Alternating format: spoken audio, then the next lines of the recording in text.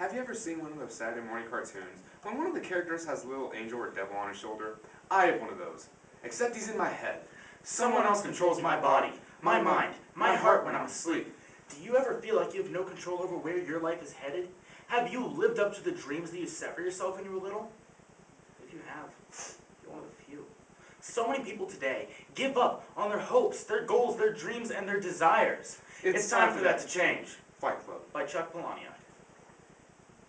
You wake up at Air Harbor International. Every takeoff and landing, when the plane banked too much to one side, I prayed for a crash. That moment cures my insomnia with narcolepsy, when we might die.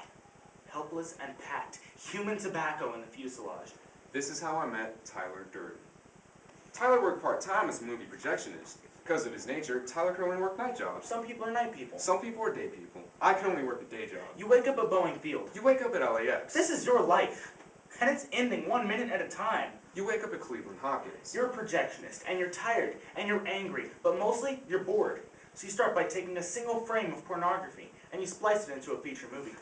Tyler does this. A single frame is 1/60th of a second. I go to meetings my boss doesn't want to attend. I take notes. You wake up at JFK. This is how Tyler and I met. You wake up, you're nowhere. Tyler said, a person had to work hard for it, but a minute of perfection was worth the effort. A moment was the most you could ever expect from perfection. You wake up, and that's enough! His name was Tyler Durden. If you don't know what you want, you end up with a lot that you don't. Deliver me, Tyler, from being perfect and complete. Tyler and I, we met and drank a lot. And then he said, do me a favor. I want you to hit me as hard as you can. Who guys are in Fight Club is not who they are in the real world. Who I am in Fight Club isn't someone my boss knows. After a night in Fight Club, nothing can piss you off. Your word is law. And even if people break that law, even that doesn't piss you off. The first Fight Club was just Tyler and I pounding on each other. Ah! Maybe self-improvement isn't the answer. Tyler never knew his father. Maybe self-destruction is the answer. Tyler and I still go to Fight Club together. Every week you go, there's more guys there. The first rule about Fight Club is, you don't talk about Fight Club! When we invented Fight Club, neither of us had ever been in a fight before. I was the first guy who felt safe enough to ask. And we were both drunk and in a bar so no one would care. Then he said, do me a favor. I want you to hit me as hard as you can. Do you want it in the face or the stomach? Surprise me. I've never hit anyone before. So go crazy, man! Close your eyes. No. Wait a minute. That didn't count. I want to try it again. Yeah. It counted. Cool. Hit me again. No, you hit me. So I hit him.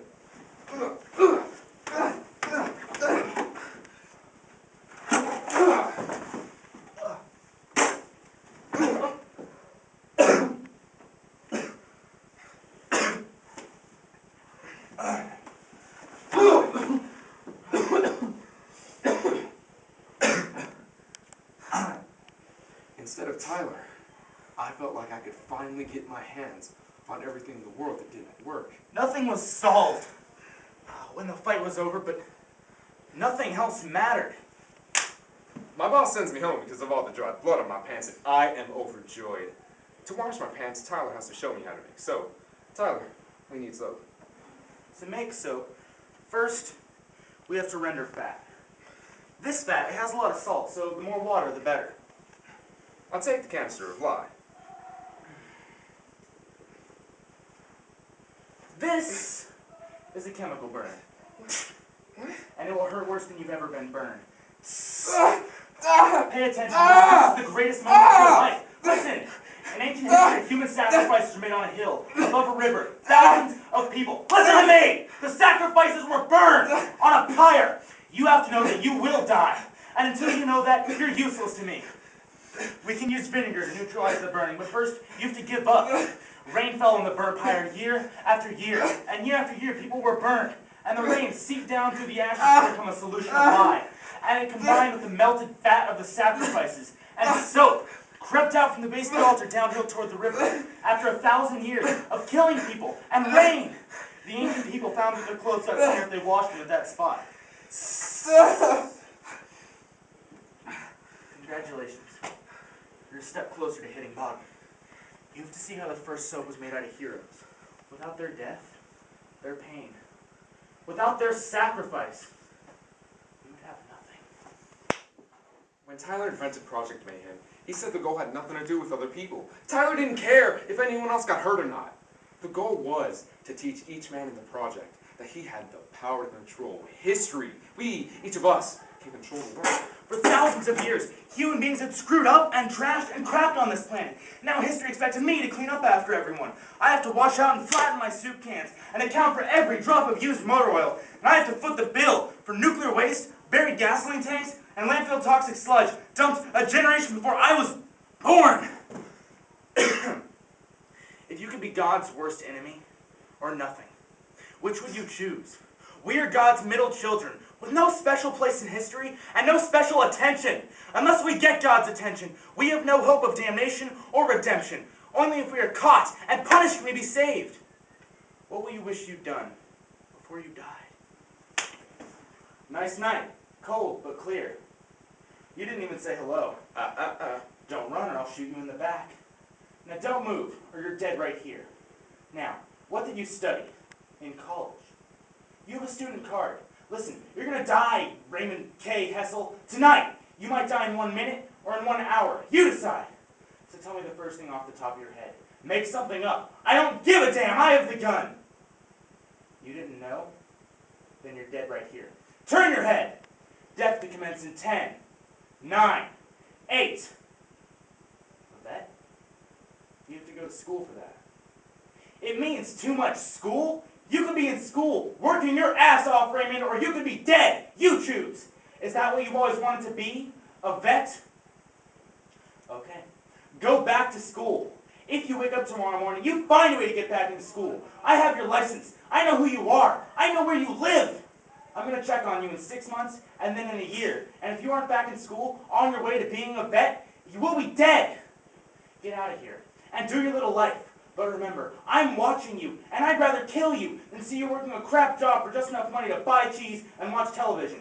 This is what Tyler wants me to do. These are Tyler's words coming out of my mouth. I am Tyler's mouth. I am Tyler's hands. Everybody in Project Mayhem is a part of Tyler Durden, and vice versa.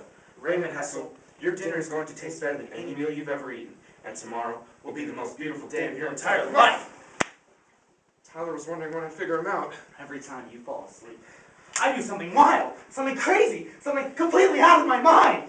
There isn't a me and a you anymore. I think you figured that out. I am Tyler Durden, The great and powerful. I want you to hit me as hard as you can. Do you want it in the face or the stomach? Surprise me. Cool.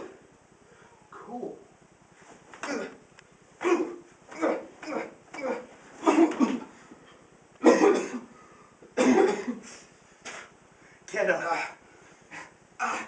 Everything's falling apart. The last thing we have to do is your martyrdom thing. Your big death thing. Just kill me here. Just kill me already. Kill me! Get up! It has to be big. Picture this.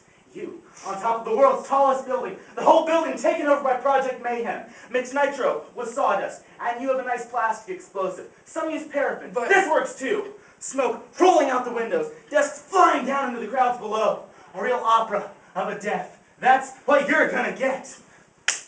Tyler and I are on top of the Parker Morris building with the gun stuck in my mouth. We're down to our last 10 minutes. The building won't be here in 10 minutes. I know this. Because Tyler knows this. To God, this looks like one man alone, holding a gun in his own mouth. But it's Tyler holding the gun. And it's my life.